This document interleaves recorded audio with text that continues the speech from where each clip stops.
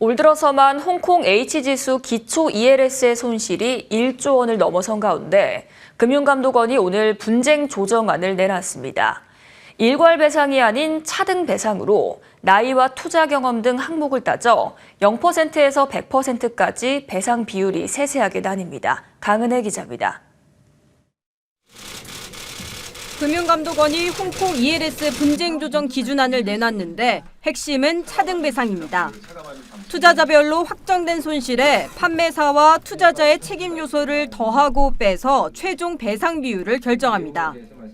먼저 판매사의 기본 배상 비율을 20에서 40%로 적용한 후 불안전 판매 등 책임 정도에 따라 5에서 10%포인트를 가중합니다. 투자자별로 나이와 금융 지식, 투자 경험 등을 고려해 최대 45%포인트 차감됩니다.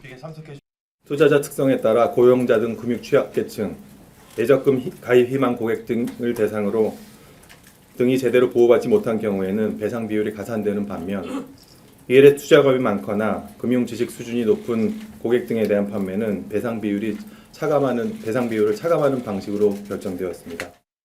예를 들어 80대 A씨가 예적금 가입 목적으로 은행을 찾았는데 직원 권유로 ELS에 2,500만 원 가입했고 올해 손실이 확정됐습니다. 은행이 부당 권유하면서 고령자 보호 기준을 지키지 않았고 설명 의무도 위반했다면 최종 배상 비율은 75%가 됩니다. 반면 아예 배상을 받을 수 없는 경우도 있습니다.